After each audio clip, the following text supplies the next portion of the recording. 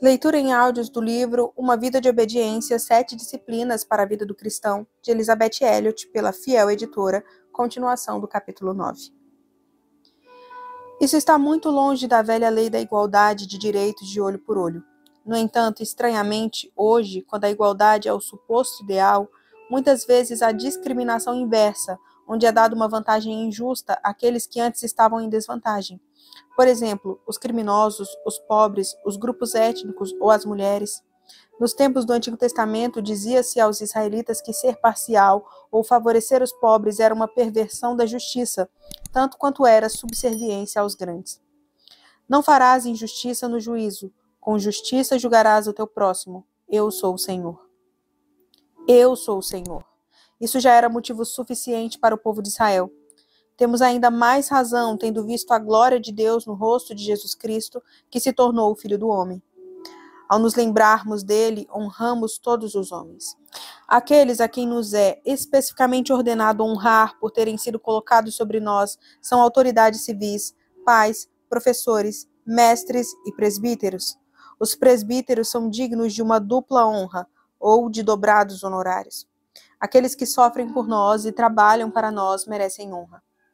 Falando de Epafrodito, seu colega de trabalho e companheiro, Paulo disse aos filipenses para o receberem com todo prazer e para o honrarem, pois, por causa da obra de Cristo, chegou ele às portas da morte e se dispôs a dar a própria vida para suprir a vossa carência de socorro para comigo. Aos Tessalonicenses ele escreveu: Agora vos rogamos, irmãos, que acateis com apreço os que trabalham entre vós e os que vos presidem no Senhor e vos admoestam, e que os tenhais com amor em máxima consideração por causa do trabalho que realizam. Madre Teresa de Calcutá honrou os indigentes moribundos que jaziam nas ruas da cidade. Ela viu Cristo nas mais tristes migalhas da humanidade e com humildade e amor os reuniu para serem atendidos. Ninguém que não reconhecesse neles a imagem divina faria tal trabalho. O respeito parece ser uma coisa difícil em nossa sociedade atual. Muitos alunos do seminário onde eu costumava ensinar eram residentes, situação em que, em troca de trabalhos domésticos ou de trabalho no jardim, o estudante recebe um lugar para viver sem precisar pagar aluguel. Ao conversar com alguns deles, descobri que se sentiam ofendidos ao serem tratados como servos. Eles sentiam que deveriam ter recebido um lugar de igual para igual na família. Quando eu salientei que a condição em que lhes foi permitido viver lá, alguns dos lugares são verdadeiramente luxuosos, em grandes propriedades à beira-mar, era que eles deveriam servir, eles pareciam perplexos, não tendo nenhuma concepção da posição de um servo. Um senso de saber o seu lugar é importante para um cristão. Não podemos dar honra devida, onde ela é devida, sem um senso de posição. Quem é essa pessoa? Quem sou eu em relação a ela? Somos pessoas que estão debaixo de autoridade a todo momento, devendo honra e respeito a um rei ou a um presidente, aos pais, ao mestre, ao professor, ao marido ou ao chefe, aos ministros e anciãos e bispos e, naturalmente, sempre e mais importante, a Cristo. Outro estudante do seminário criticou um certo professor como sendo indisponível. Quando questionado, ele admitiu que o professor proferia suas palestras conforme agendado e que poderia ser encontrado em seu escritório durante as horas indicadas. Porém, ele deixava a sala de aula imediatamente após as palestras e geralmente não era visto no refeitório tomando café com os alunos. Mas isso é tão errado, disse o estudante. Errado? Ele não se relaciona, quero dizer, para começar, ele é o único professor que tenho que não chamo pelo primeiro nome. O jovem não tinha a menor noção de honra ou de dar orgulho de posição. O conselho de Paulo aos escravos ilustra um princípio que nenhum de nós deveria deixar de entender. Todos os servos que estão debaixo de jugo considerem dignos de toda honra o próprio Senhor, para que o nome de Deus e a doutrina não sejam difamados. Também os que têm senhor crente não o tratem com desrespeito, porque é irmão. Pelo contrário, trabalhem ainda mais, pois ele que partilha do seu bom serviço é crente e amado. Ser um só na fé e no amor não significa ser amigo, quer estejamos falando de escravos e mestres ou de estudantes e professores. Eu tentei ajudar o estudante a ver que ele precisava se preocupar mais em honrar o professor, preservando uma distância respeitosa, do que em permanecer com uma ideia mal concebida dos direitos de estudante que lhe permitiam uma intimidade.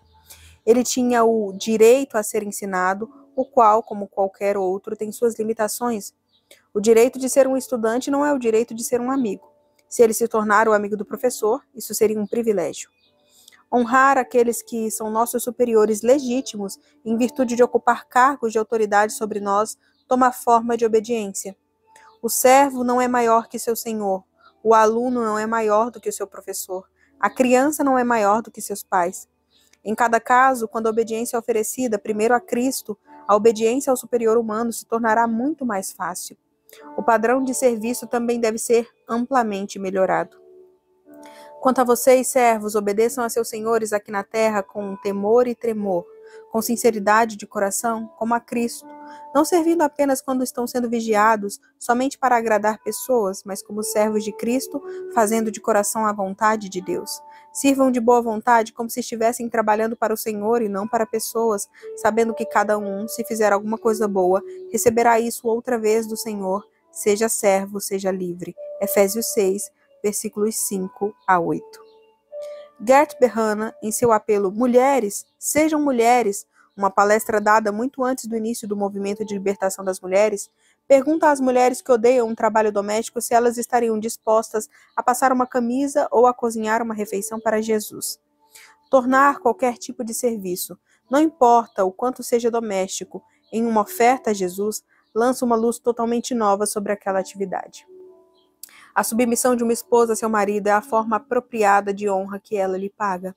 Ela a oferece da mesma forma que a ofereceria a Cristo. Ao respeitar seu marido, ela respeita a Cristo.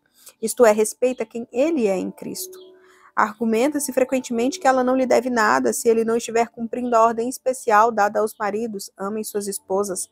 Essa atitude, porém, produz um impasse permanente. Enquanto ela se recusa a se submeter porque ele não merece o respeito dela, o marido, pela mesma lógica, pode recusar-lhe seu amor, já que ela não se submete e, portanto, não merece o respeito. A cada um foi dado um mandamento particular e uma força particular para cumprir seu papel mais do que somente pela metade.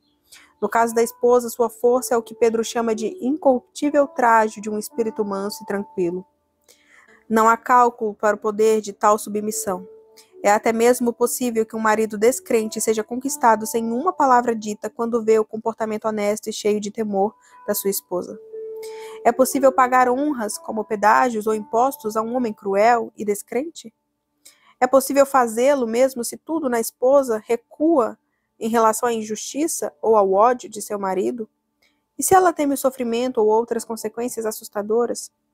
A graça de Deus tem provido através dos séculos para ser suficiente em incontáveis circunstâncias humanas consideradas impossíveis.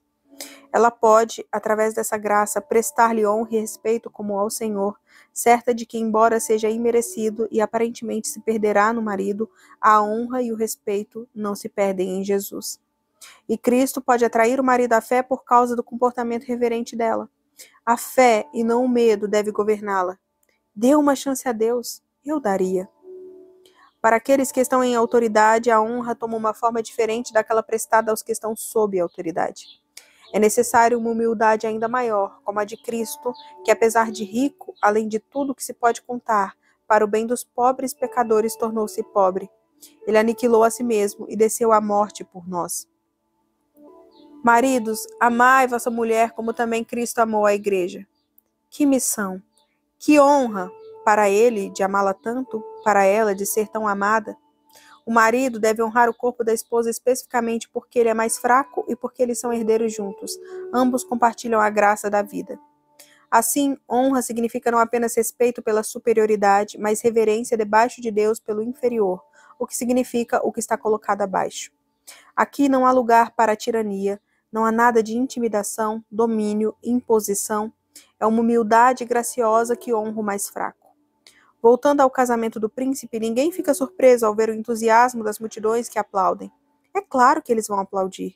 É claro que milhares de pessoas passaram de bom grado a noite na calçada a fim de vislumbrar o carro e seus resplandecentes ocupantes.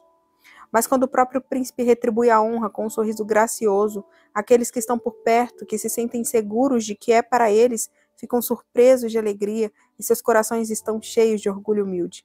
O maior honrou o menor.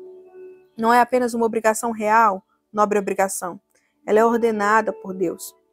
Os mestres são ordenados a tratar os escravos com respeito.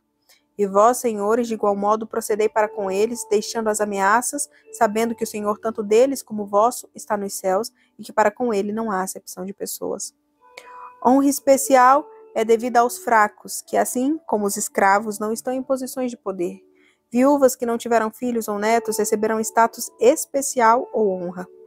Os filhos também devem receber a devida honra. E vós, pais, não provoqueis vossos filhos à ira, mas criai-os na disciplina e na admoestação do Senhor. Isso é justo.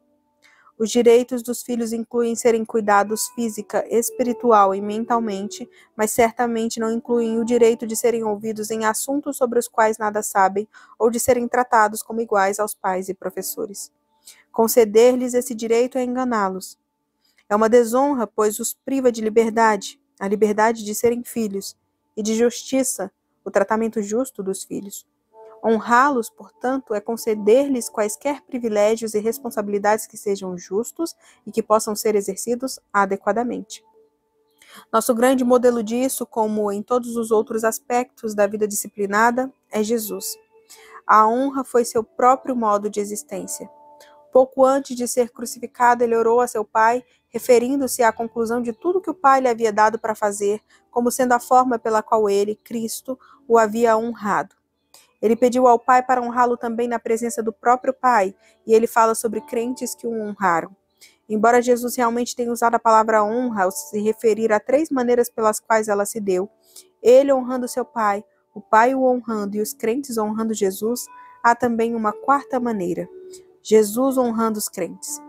Ela está implícita durante toda a oração em frases como: manifestei o teu nome aos homens que me deste do mundo, porque eu lhes tenho transmitido as palavras que me deste. É por eles que eu rogo, por aqueles que me deste. Assim como tu me enviaste ao mundo, também eu os enviei ao mundo. Há alguma honra a ser comparada, do nosso ponto de vista, ao fato de o Senhor dos Senhores e Rei dos Reis ter parado para elevar-nos, os homens, à Trindade? A medida da humilhação de Cristo é a medida da honra que nos foi conferida.